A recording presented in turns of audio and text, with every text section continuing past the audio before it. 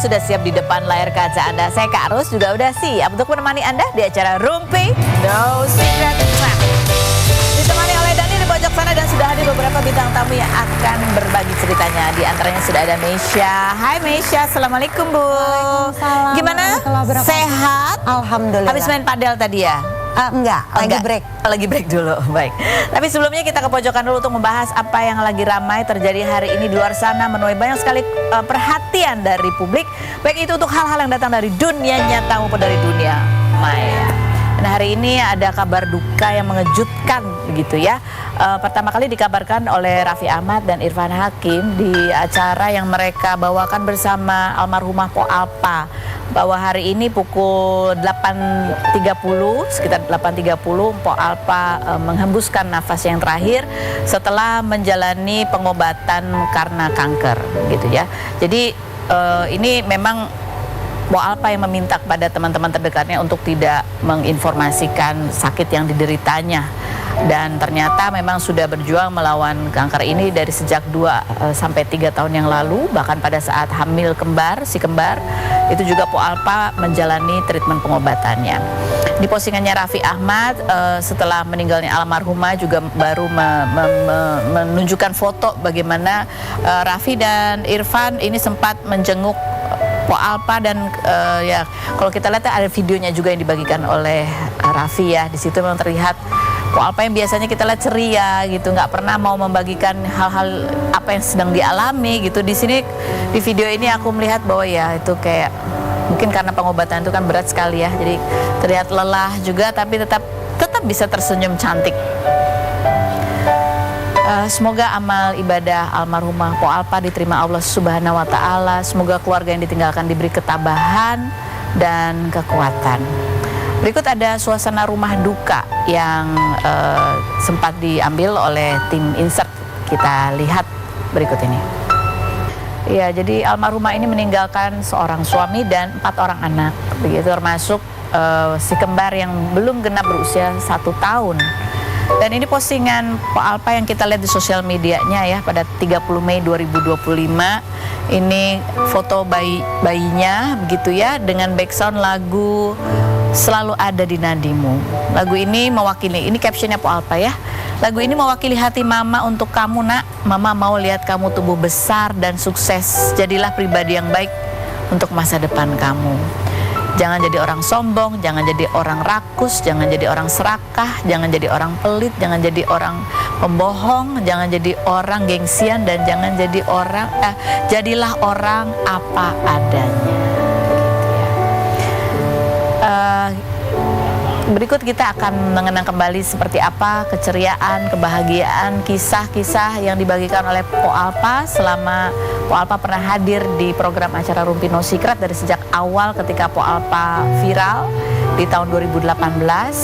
Kemudian di tahun 2023 kita juga sempat mewawancarai Po Alpa mengenai pengalamannya melaksanakan ibadah umroh gitu. Pada saat itu almarhumah bercerita doa yang dipanjatkan itu adalah agar suaminya selalu sayang sama dia.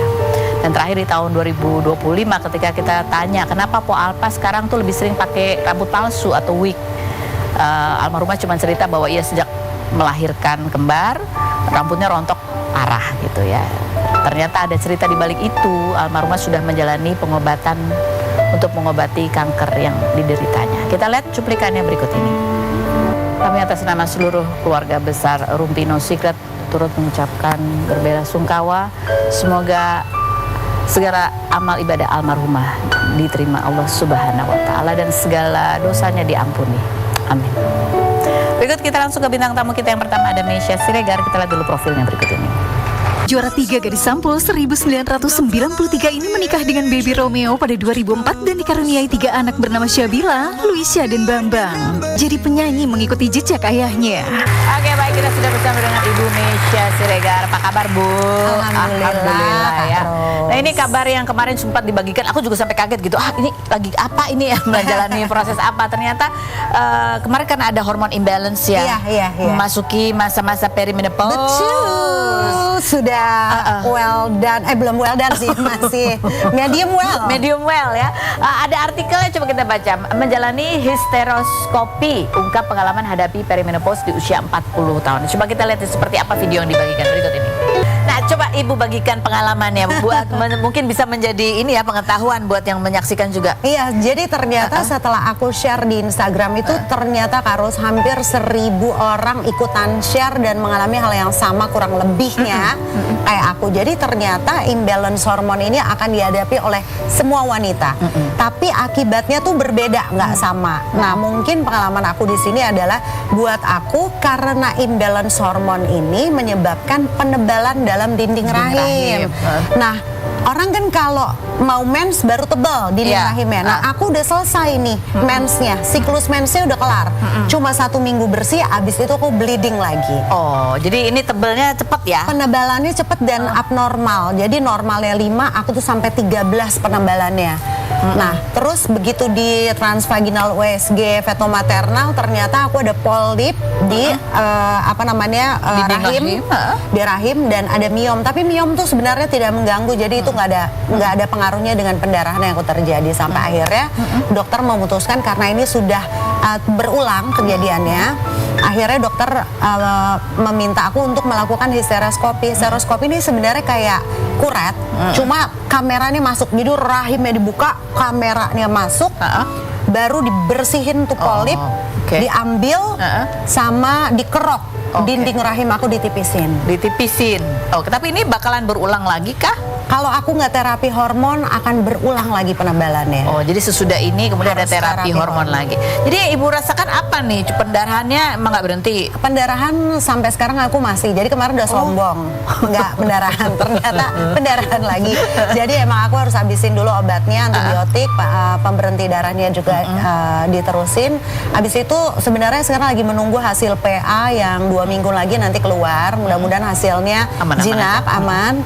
Jadi aku bisa lanjut ke terapi hormon. Nah, jadi yang dirasakan tuh ya nggak berhenti. Jadi kalau orang biasanya seminggu terus siklus haidnya, aku sebulan. Ini sebulan nggak di luar berhenti. dari mens ya. Oh, di luar. Jadi Di udah luar. seminggu plus sebulan. Iya. Oke. Dan itu cuman di bulan itu aja atau?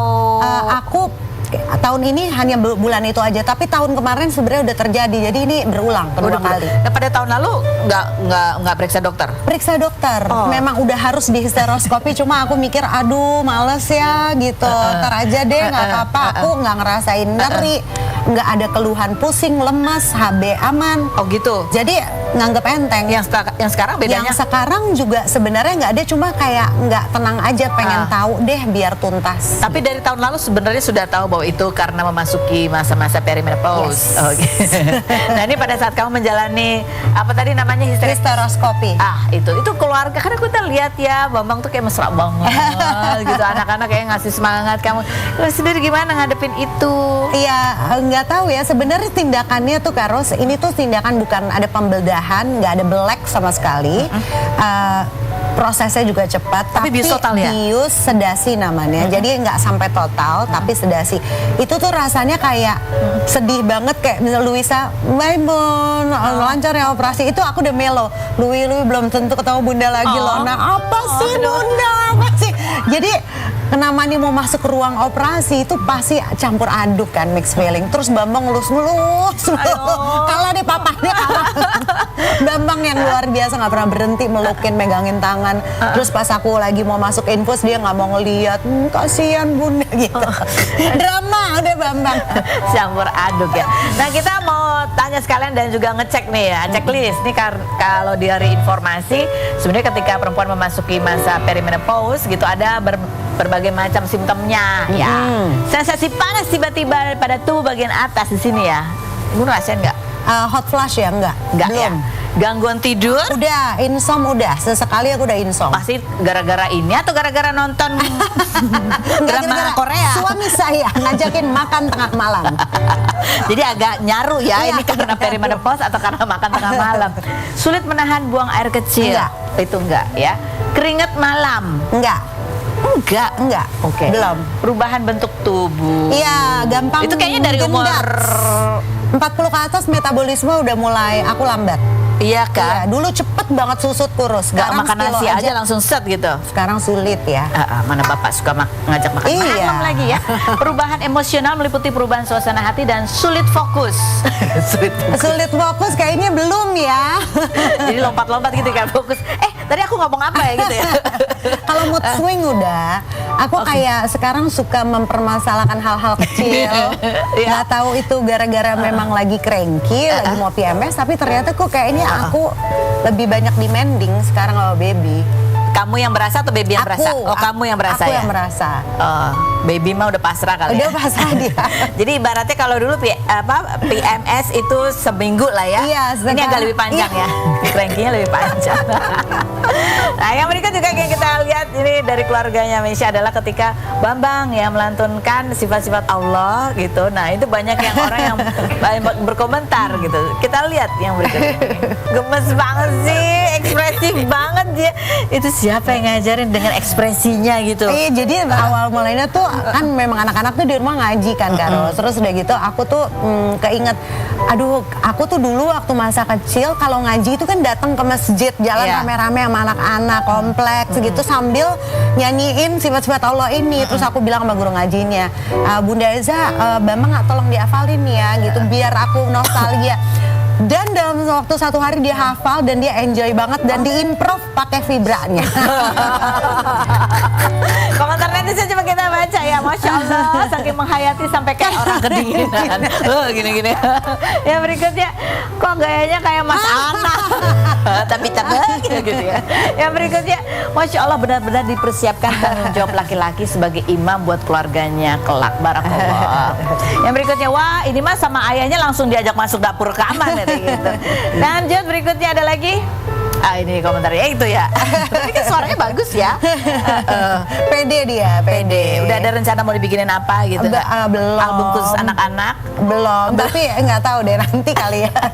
Yang berikutnya juga kita mau bahas ini adalah soal royalti yang kemarin lagi rame ya kan, tentang akhirnya orang jadi pakai suara burung, suara toke gitu ya. Dan ini kan Baby juga salah seorang pencipta lagu yang lagunya tuh laris di mana-mana. Amin, Masya Allah. Melihat kehebohan ini, polemik ini tuh apa dia komentarnya? Iya sebenarnya sih gini loh Kak Ros, masalah ini tuh kayak kisruh banget dan Baby tuh tidak mau berkomentar apapun di sosial media. Kenapa? Karena sebenarnya udah dari zaman kuda lah ibaratnya. Kasus ini tuh udah lama dan Baby tuh udah bekoarnya tuh udah lama. Tapi nggak di sosmed karena dia sebenarnya nggak senang bawa-bawa ke sosmed karena dia tahu ujung-ujungnya yang dihadapin kalau cerita di sosmed adalah nanti orang-orang awam yang ikut berkomentar akhirnya jadi membingungkan. Tapi kegaduhan ini sebenarnya kayak blessing in disguise ya. Beruntung jadi gaduh, pada akhirnya orang jadi tahu oh ternyata rights itu ada banyak ya. Ya, ada macam-macam. Oh ada ini ya, ada itu, ada apa segala macam. Jadi Baby sih cuma komentarnya adalah yang paling penting adalah sistemnya memang harus dibenerin. Oke. Jadi intinya bahwa yang namanya rights atau hak cipta itu ya kita semua dilindungi oleh undang-undang. Betul. Apapun yang kita ciptakan gitu ya, semua kita yang menyaksikan punya apapun, nggak cuma musik itu punya hak cipta. Betul. Gitu ya. Dan ketika digunakan apalagi untuk kepentingan komersial itu ada istilahnya, ada aturannya begitu. Nah yang menjadi masalah kemarin itu adalah aturannya itu perlu disosialisasikan, jumlahnya berapa dan distribusinya bagaimana. Dan yang paling penting tata kelolanya. Karena itu yang kan sekarang jadi heboh itu adalah trust issue dan tata kelola yang memang tidak seperti yang diharapkan. Jadi musisi-musisi komposer yang anggaplah nggak usah lihat Baby deh, nggak usah ngeliat Ahmad Dhani, nggak usah ngeliat Teh Meli dan yang lain gitu ya. Tapi lihat loh, ada komposer yang tidur di masjid, mereka nggak dapat. Ada lagunya meledak. Ada lagunya meledak. Atau Bimbo apa kabar, Kus Plus apa kabar, coba tanya deh keluarganya, lo dapat berapa tiap bulan gitu loh. Ada lagunya masih sering Lagunya didengar. masih diputar gitu loh. Jadi ya mudah-mudahan ini jadi kegaduhan ini jadi jalan keluar untuk memperbaiki lembaga yang kita selama ini percaya dalam tanda kutip bisa menyalurkan. Itu ya. Tapi kalau orang jadi takut memutar lagu musisi Indonesia, Itu ditakut-takutin, itu didesain supaya takut. Sebenarnya nggak ada yang perlu ditakutin kalau kita tahu aturannya kayak apa. gitu. Oke, baik. Nanti kita ngobrol lagi. Berikut ada, oh ini ibu yang baru mantu sama pengantin baru. Pengantin baru belum seminggu udah kita bawa ke sini ya. Ada Alia Rohali dan putrinya aja nih, kita lihat dulu profil mereka berikut ini. Surya Kelana pada 1999, perempuan yang kembali menikah dengan seorang pengusaha bernama Faiz Ramzi Rahbini pada 2006 dan dikaruniai 2 putri ini. Pernikahannya sudah berjalan selama 19 tahun hingga Alia memposting foto bersama sang suami dengan caption saling melengkapi dan memahami. Yang hobi berlari ini 10 Agustus kemarin emas dan Rp25 setelah pacaran selama 8 tahun. 14 April lalu Ibunda Alia meninggal dunia akibat infeksi paru-paru saat Alia sedang berada di pesawat menuju New York untuk menemani ajari maraton di Boston. Baik, kita sudah bersama dengan pengantin baru. Tidak ada Auranya beda, auranya udah beda ya. Kalau di Jawa tuh ada mecahin kendi tuh, auranya langsung set keluar. langsung. Kalau di adat pakai adat Betawi kan? Iya. Ada juga gitu nggak yang menandakan mecahin apa gitu? Mecahin tabungan. Mecahin tabungan emaknya. Putri Alia Rohali menikah dengan Audi, mas kawin pound sterling katanya gitu. Gimana kamu? Kan pacaran 8 tahun nih ya kan, akhirnya menikah. Setelah ya ini belum ada seminggu, belum ada seminggu 5 hari, ya. 5 Baru hari. 5 hari. Kira-kira ada nggak sih sesuatu yang ternyata ini aku baru tahu ya, padahal kita udah kenal 8 tahun gitu. Belum sih, mungkin karena baru 5 hari kali ya. Masih nggak sweet mikir semua gitu, ya. iya. Jadi belum ada, sama aja sih. Sama so aja. far, Terus gimana kan mesti ya? Itu kan dulu 8 tahun kan tinggalnya di rumahnya beda-beda nih. Oh, iya. Sekarang kan ya ketemu terus gitu. Gimana tuh? Mungkin jadi seru aja kali ya, karena di rumah. Jadi sekarang tinggalnya di rumah kita, nih. Terus kan nggak pernah ada anak cowok ya di rumah. Oke. Jadi kayak seru aja gitu. Ayah happy ya, jadinya ada anak laki di rumah soalnya. Oh, jadi nambah nih ya, nambah anggota keluarga. Terus juga aneh aja ada anak laki manggil mama gitu kan tiba-tiba gitu. Aku sampai pergi dulu ya, mami. Gue gitu. Bisa manggil tante jadi manggil mami. Ya aku sampai kayak, kenapa sih? Gitu. Aneh ya, belum nanti ada yang manggil nenek loh, Oma.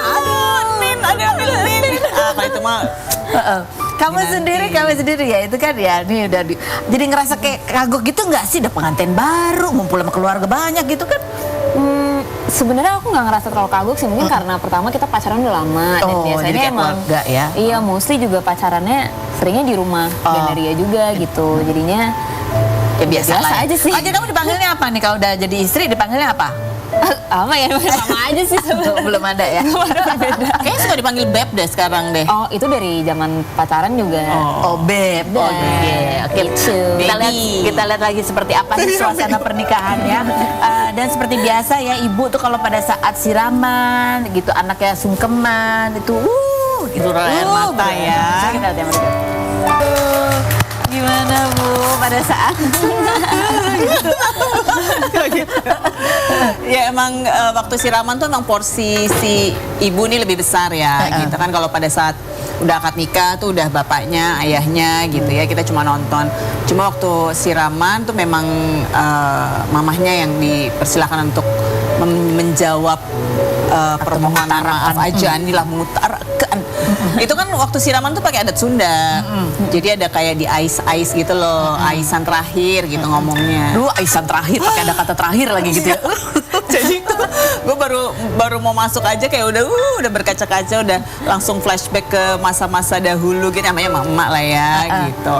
Apa flashbacknya, apa tuh yang bikin kejer banget tuh? Ya maksudnya membayangkan apa? masih kecil, waktu digendong apa segala macem gitu kan. Terus sekarang tiba-tiba udah ya elah, cepet amat sih 25 tahun gitu, kayaknya nggak berasa banget gitu ya. Melepas untuk menjadi milik orang lain. Terus kan kalau pesan-pesan ke Jani pasti ada. Pesan-pesan ke Audinya apa tuh? Pasti banyak juga kan? Pesan ke Audi sih banyak. Cuma yang kocak waktu lagi sungkeman gitu kan, waktu akad nikah gitu. Terus udah gitu kan, iya udah khusyuk gitu, sungkem. Udah gitu aku titip Jani ya, Di. Jangan larang-larang ya. Astaga. Mak ambis ya kan, gue harus melindungi mimpi anak gue yang udah dibangun dari kecil gitu. Jadi tiba-tiba lu datang lo ngelarang anak gue mau ngapain. Mau sekolah lagi biarin, mau lari biarin. Walaupun gue bilangnya ke dia tetap berkembang dengan restu dan ridho dari suami. Suaminya gue tekan dulu ya kan. Jangan larang-larang. Jangan larang-larang Jani ya, Iya. Dik. Gitu. Coba kita lihat komentar netizen dari video yang dibagikan apa aja. Fix sudah masuk di kata tua, anaknya Bu Alia Rohali, Ikke Nurjanah udah pada nikah gitu ya. Sama. Yang berikutnya, bukannya Alia udah cerai ya? Waduh ini kudet banget. Terus kamu 19 jawab, tahun. aduh Udah kawin lagi 19 tahun. udah nikah lagi, udah ada anak lagi ya. Ini dia nggak baca tabloid yang sekarang ya. Alhamdulillah, sungguh terharu melihat hubungan dua keluarga dengan status mantan. Mereka patut dijadikan panutan bahwa meski berpisah dengan sebagai pasangan, namun anak-anak tidak kehilangan kasih sayang. Salut juga pada pasangan pengganti masing-masingnya yang bisa menempatkan diri dengan baik. Ini nggak ada drama-drama siapa di pelaminan, siapa di mana, siapa nggak ada ya. Semua di Kita dari pelaminan. awal, semua naik. Semua naik ya. Seru Semua di pokoknya. pelaminan, semua ada perannya, ya bapaknya walinya, ayah ayahnya. jadi saksinya. Masya Allah. Ya udah, bagi-bagi tugas aja. Tapi kan biasanya dia ya, walaupun udah 8 tahun pacaran gitu, pada saat mau menikah tuh kan biasanya suka ada tuh drama-drama apalah kepanikan, apa stres apa gitu, ada nggak itu dan apa? Selain berikut ini kita bahas yang kemana-mana, tetap di Rumpi Bos.